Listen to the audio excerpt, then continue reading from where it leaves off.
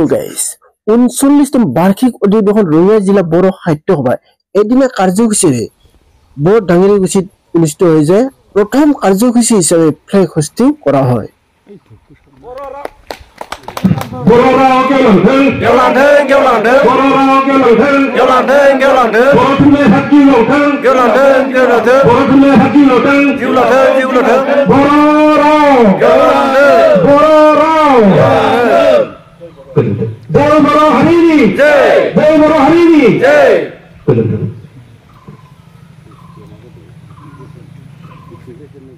দ্বিতীয় কাৰ্যসূচী মৃত্যুসকলক পুষ্পাঞ্জলি বা শ্ৰদ্ধাঞ্জলি জনোৱা।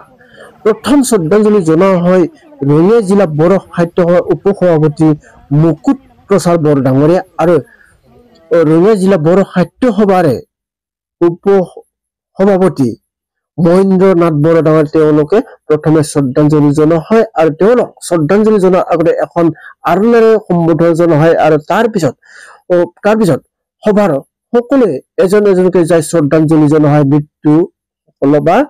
মৃত্যু ব্যক্তিসকলক। এগুছি বন্তি জ্বলাই বা এগুছি চাকি জ্বলাই ধূপ ধূনা জ্বলাই মৃত্যুসকলক প্ৰথম শ্ৰদ্ধাঞ্জলি জনোৱা হয়। ৰঙিয়া জিলা বড়ো সাহিত্য সভাৰ উপসভাপতি মুকুট প্ৰসাদ বড়ো ডাঙৰীয়া আৰু মহেন্দ্ৰ নাথ বড়ো ডাঙৰীয়া তেওঁলোকে প্ৰথমে মৃত্যুসকলক শ্ৰদ্ধাঞ্জলি জনোৱা হয় আৰু তাৰ পিছত এজন এজনকে সকলো সদস্য আৰু বিষয় বিভাগসকলে মৃত্যু ব্যক্তিসকলে শ্ৰদ্ধাঞ্জলি জনোৱাৰ লগতে আৰজ বা প্ৰাৰ্থনা গোৱা হয়।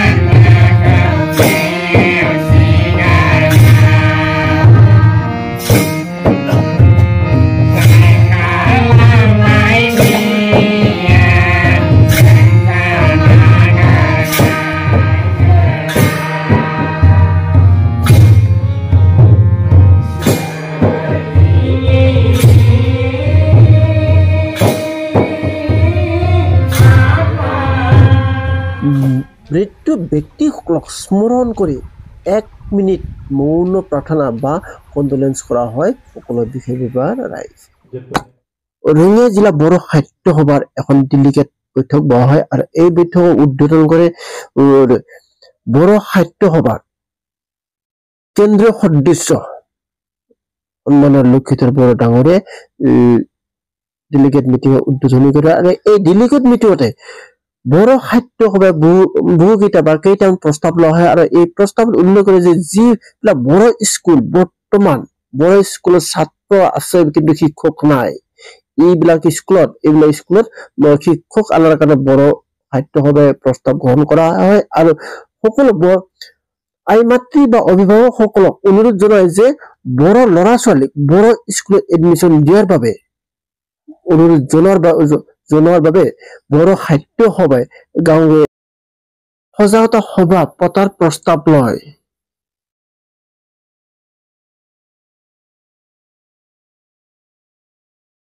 ৰঙিয়া জিলা বড়ো সাহিত্য সভাই 32 জন ছাত্ৰ ছাত্ৰীক 2024 আৰু 2025 এই দুইটা চনৰ মেট্ৰিক পৰীক্ষাত প্ৰথম স্থান পোৱা ল'ৰা ছোৱালীক সম্বৰ্ধনা জনোৱা হয় আৰু সম্বৰ্ধনাত এখন মানপত্ৰ ফুলাম আৰণ্যাই আৰু এখন কিতাপেৰে দিয়া হয়। কিন্তু এই কিতাপখন দিয়া হয় সন্মানীয় ব্যক্তি এজন উঠি অহা লেখক ফণীধৰ বসুমতাৰী ডাঙৰীয়াই কিতাপখন অৰ্পণ কৰা হয় যে মানপত্ৰৰ লগতে এই কিতাপখন সম্বৰ্ধনা জনোৱা ছাত্ৰ ছাত্ৰীক দিয়া হয়।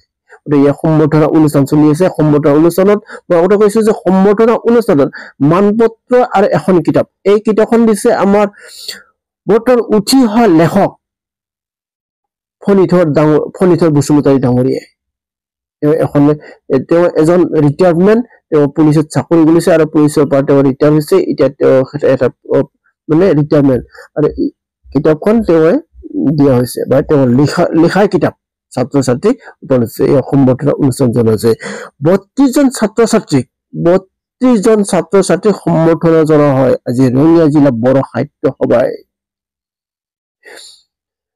যিসকল ল'ৰা ছোৱালীয়ে মেট্ৰিকত ষ্টাৰ আৰু প্ৰথম বিভাগত উত্তীৰ্ণ হৈছিল তেওঁলোকৰ এই ল'ৰা ছোৱালীক 2024 আৰু 2025 এই দুইটা বৰ্ষৰ ছাত্ৰ ছাত্ৰীক সম্বৰ্ধনা জনোৱা হয় আৰু সম্বৰ্ধনা অনুষ্ঠান আপোনালোকে চাই আছে।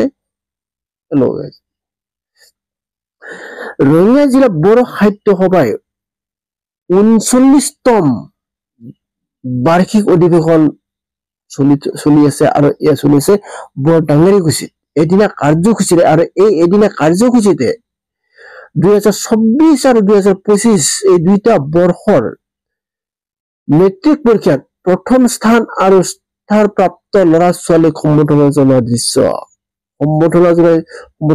আৰু সম্বৰ্ধনাত এখন আৰণ্যাই মানপত্ৰ আৰু এখন কিতাপেৰে তেওঁলোক সম্বৰ্ধনা জনোৱা হয় আৰু সম্বৰ্ধনা জনোৱা চলি আছে আৰু এই সম্বৰ্ধনাৰ পিছতে আছে অপেনিং মিটিং, যাক মুকলি সভা বুলি কোৱা হয়। বৰ্তমান যে 39তম বাৰ্ষিক অধিৱেশন ৰঙিয়া জিলা বড়ো সাহিত্য সভাই বৰ ডাঙৰীত অনুষ্ঠিত হৈছে এদিনা কাৰ্যসূচীৰে আৰু এই এদিনা কাৰ্যসূচীত 32 জন ল'ৰা ছোৱালীক বা 32 জন ছাত্ৰ ছাত্ৰীক সম্বৰ্ধনা জনোৱা হয় আৰু 2024 আৰু 2025 এই দুইটা বৰ্ষৰ ছাত্ৰ ছাত্ৰীসকলক এখন মানপত্ৰ আৰু এখন কিতাপ আৰু আৰণ্যৰে সম্বৰ্ধনা জনোৱা হয় প্ৰথম স্থান প্ৰাপ্ত আৰু ষ্টাৰ পোৱা ছাত্ৰ ছাত্ৰীসকলক। ৰঙিয়া জিলা বড়ো সাহিত্য সভাৰ 39তম বাৰ্ষিক অধিৱেশনত